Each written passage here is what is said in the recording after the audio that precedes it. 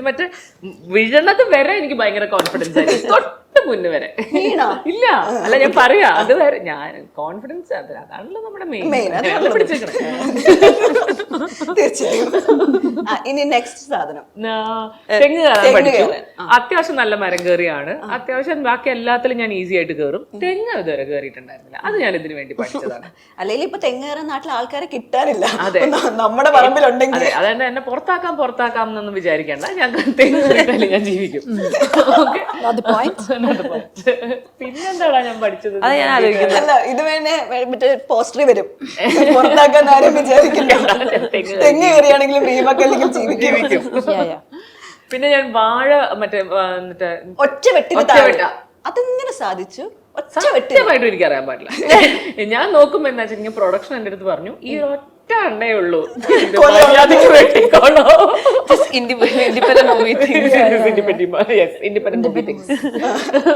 ഇത് വേറെ ഇല്ല. പിന്നെ അത് മാത്രമാണ് അവിടെ കൊലച്ച് നിൽക്കുന്നത്. ഇത് വെട്ടി കഴിഞ്ഞിട്ടുണ്ടെങ്കിൽ വേറെ, ഇത് ഷോട്ട് എടുക്കണമെങ്കിൽ വേറെ വല്ല തോപ്പിലും പോയി നമ്മൾ വെട്ടേണ്ടി വരും. അടുത്ത വാഴ അന്വേഷിച്ച് പോണം. ഞാൻ വെരി വെരി കോൺഫിഡൻസ്. പിന്നെ ഒറ്റ വെട്ടിന് താഴെ വീണു. ഞാൻ കൃത്യമായിട്ട് അത് വേറെ വെട്ടി അതെടുത്ത് ഞാൻ ഒറ്റ ഷോട്ട് പ്ലാവിൽ കയറുന്നു. അത് മറ്റേ ചക്ക, അത് ഭയങ്കര എല്ലാ ദിവസം ചെയ്യണ പോലെ തോന്നുന്നു. അതെ, തീർച്ചയായും. ഇതൊക്കെ എങ്ങനെ നമ്മള് കണ്ടിട്ടില്ല. ഇതിനൊക്കെ എത്ര ടേക്ക് പോയിട്ടുണ്ടാവും? പ്ലാവ് without harness, independent movie things again, no harness. കേറുന്നു ആദ്യം പാവം, പക്ഷെ ആട്ടിലെ ചേട്ടന്മാരാണ് ആദ്യം കേറിയിട്ട് വീഴൂല, അവരിറങ്ങിയിട്ടാണ് നമ്മൾ കേറുന്നത്. അതാണ് അപ്പൊ like which is not the greatest thing.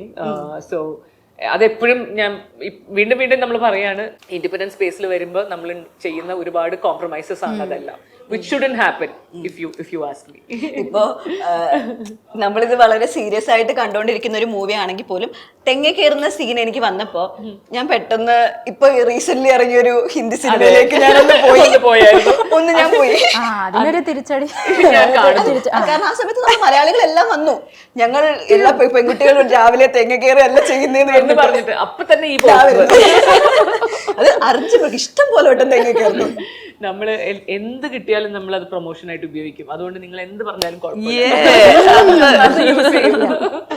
Okay. അതേപോലെ ഈ സിനിമയിലെ സോഷ്യൽ മീഡിയയുടെ ഒരു സ്പേസ്, അത് ആദ്യത്തെ ഒരു സെഷൻ കഴിഞ്ഞ് പിന്നെ അതിന്റെ ഒരു ശരിക്കും എന്താ പറയാ, വൈറൽ കണ്ടന്റ് മാത്രമല്ല, അതിന്റെ ഒരു നല്ല വശമാണ്. വേറൊരു ഭയങ്കര ഒരു നല്ല വശമാണ്. കാരണം നമ്മളെ എക്സ്പ്ലോയിറ്റ് ചെയ്യുന്ന സാധനമല്ല, ഈവൻ നമ്മുടെ അനുവാദമില്ലാതെ എടുത്ത ഒരു കാര്യമാണെങ്കിൽ പോലും അത് ഹെൽപ്പ് ചെയ്യാണ് ചെയ്തത്. നമ്മളിപ്പോ ഒരുപാട് ക്യാമ്പയിൻസും ഒരുപാട് കാര്യങ്ങളും നമ്മൾ കാണുന്നത്, എന്നാലും കുറെയൊക്കെ ഫേക്ക് ആയിട്ട് വരുന്നതും ഉണ്ട്. അപ്പൊ നമ്മുടെ ഈ മൂവിയില് എല്ലാം പറയാൻ ശ്രമിച്ചിട്ടുണ്ട്.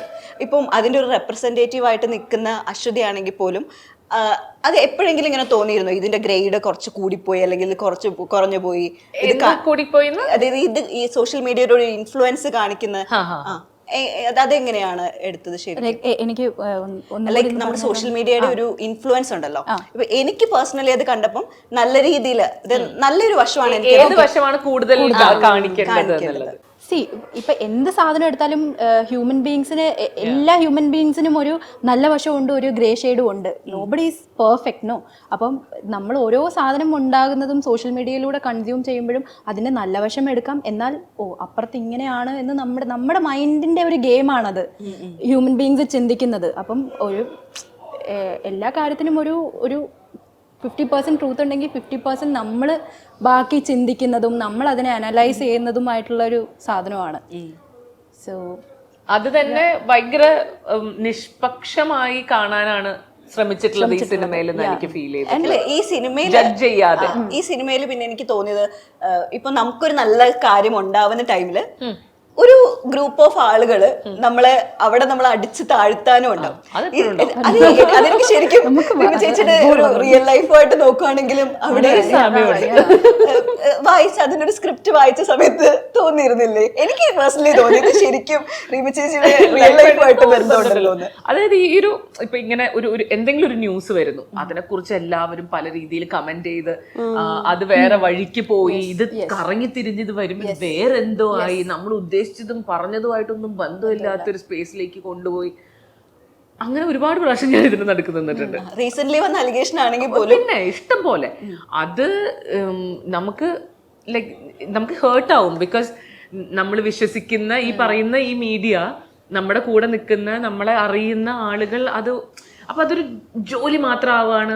അപ്പൊ അവിടെ ശരിക്കും ഈ റിയാലിറ്റി എന്താണ്, ഈ മിത്ത് എന്താണ്, സത്യം എന്താണ്, നിത്യം എന്താണ്, പേഴ്സ്പെക്റ്റീവ് ആണോ, സബ്ജക്റ്റീവ് ആണോ, ഇത് ഒബ്ജക്റ്റീവ് ആണോ എന്നുള്ള ചോദ്യങ്ങളെല്ലാം വരികയാണല്ലോ. പണ്ട് നമ്മൾ മീഡിയയിൽ ഒരു ന്യൂസ് വരുമ്പോൾ അത് ലൈക്ക് യുനോ ഒരു എഡിറ്റോറിയൽ, അല്ലെങ്കിൽ editorial is more subjective opinions. അതല്ലാതെ ഞാൻ പറയുന്നത് ഒരു ന്യൂസ് ഐറ്റം, നമ്മൾ റിപ്പോർട്ടേജ് എന്ന് പറയുന്നതിന് ഭയങ്കര വാല്യൂ ഉണ്ടായിരുന്നു ഒരു സമയത്ത്. അത് സത്യമായിരിക്കും എന്ന് നമുക്ക് 100% വിശ്വസിക്കാം. ഇന്ന് അങ്ങനെയല്ല. അങ്ങനത്തെ ഒരു സ്പേസിലേക്ക് മീഡിയ പോകുന്നു എന്നുള്ളത് നമ്മളൊരു ഫോർത്ത് എസ്റ്റേറ്റ് എന്ന് വിളിക്കുന്ന നമ്മുടെ രാജ്യത്ത് ജുഡീഷ്യറിക്ക്, എക്സിക്യൂട്ടീവിനും ലെജിസ്ലേറ്റീവിനും ഒപ്പം തന്നെ കാണുന്ന ഒരു ഫോർത്ത് പില്ലറായി നമ്മൾ മീഡിയയെ കാണുന്ന ഒരു പോയിന്റിൽ ഈ പോസ്റ്റ് ട്രൂത്ത് എറയിൽ നമ്മളൊരു ന്യൂസ് ഐറ്റം കാണുമ്പോൾ അത് സത്യമാണോ നുണയാണോ എന്ന് നമുക്ക് ചിന്തിക്കേണ്ടി വരുന്നു എന്നുള്ളത് തന്നെ വളരെ ഒരു ഡൈസി ആയിട്ടുള്ളൊരു സിറ്റുവേഷൻ ആണല്ലോ. അത് പണ്ട് ഉണ്ടായിരുന്നില്ല. പണ്ട് അങ്ങനെ ആയിരുന്നില്ല. മീഡിയ ഹാഡ് അത്രയും credibility. So it is a very very very tricky space to live in. പിന്നെ AI കൂടിയൊക്കെ വരുമ്പോൾ നമുക്കൊരു ഫോട്ടോ പോലും നമ്മൾ വായിക്കുന്നതൊക്കെ പോട്ടെ, റിപ്പോർട്ടേജ് പോട്ടെ, നമ്മൾ കാണുന്ന ഒരു ഫോട്ടോ ഇത് ശരിക്കുള്ളതാണോ അല്ലയോ എന്ന് നമുക്ക് മനസ്സിലാക്കാൻ പറ്റാത്ത ഒരു കാലഘട്ടത്തിലേക്കാണ് നമ്മൾ മൂവ് ചെയ്യുന്നത് എന്നുള്ളത് ഇച്ചിരി സ്കേറിയുമാണ്. എന്നാൽ ഈ awareness about you know what is happening and അവിടെ ഒരു ഡെക്കോറം എല്ലാം വരണം എന്നുള്ളതിന്റെ അതിന്റെ ഒരു തുടക്കത്തിലാണ് നമ്മൾ നിൽക്കുന്നത്, ആ ഒരു ലോകത്തിന്റെ തുടക്കത്തിൽ. സോ ആ സ്പേസിൽ ഈ മൂവി ഭയങ്കര റെലവെന്റ് ആണ് അങ്ങനെ നോക്കുമ്പോൾ. അതിനകത്ത് നമ്മുടെ മീരയ്ക്ക് ആ സമയത്ത് ഒരു റിപ്ലൈ കൊടുക്കാൻ പറ്റുന്നില്ല. ഇപ്പൊ റിയൽ ലൈഫിൽ നമുക്ക് ഇങ്ങനെയുള്ള ഒരു കാര്യം ഉണ്ടാകുമ്പോൾ ഒരു ഓപ്പൺ ആയിട്ട് നമ്മൾ ഇങ്ങനെയുള്ള ആൾക്കാർക്ക് ഒരു റിപ്ലൈ കൊടുക്കുകയാണെങ്കിൽ നമുക്ക് ബിക്കോസ് ഇത് ഒരാളല്ലല്ലോ. ഇത് വൈറൽ ആവുന്നത് എങ്ങനെയാണ്, എല്ലാവരുടെയും പെർസ്പെക്ടിവ്സ് ഇങ്ങനെ വന്ന് കുമിഞ്ഞു കൂടുകയാണല്ലോ. അതുകൊണ്ടാണല്ലോ ഇത് വൈറൽ ആവുന്നത്. About humanity, about human race and this particular junction that we are as human beings. ഈ എവല്യൂഷണറി സ്പേസിൽ ടെക്നോളജി വന്ന് ഇടിച്ചു നിൽക്കുന്ന വല്ലാത്തൊരു അവസ്ഥയിലാണ് നമ്മൾ ജീവിക്കുന്നത്. കുറച്ച് മോർ അഡ്വാൻസ്ഡ് ആയി പോയി. അല്ല, ഇത് വന്ന സമയത്താണ് നമ്മൾ ജീവിക്കുന്നത് എന്നുള്ളതാണ് നമ്മുടെ ചാലഞ്ച്. ഇത് ഇല്ലാത്തൊരു കാലഘട്ടത്തിൽ നിന്ന് ഇത് ഇത്രയും വ്യാപിച്ച് നിൽക്കുന്ന ഒരു കാലഘട്ടത്തിൽ അതിന്റെ ചേഞ്ചിലൂടെ കടന്നു പോകുന്ന മനുഷ്യരാണ് നമ്മൾ. അപ്പോൾ ആ ചേഞ്ചിന്റെ ഏറ്റവും നല്ല വശങ്ങളും പൊട്ടവശങ്ങളും എല്ലാം അനുഭവിക്കുന്നത് നമ്മളാണ്. which is in a way cool also.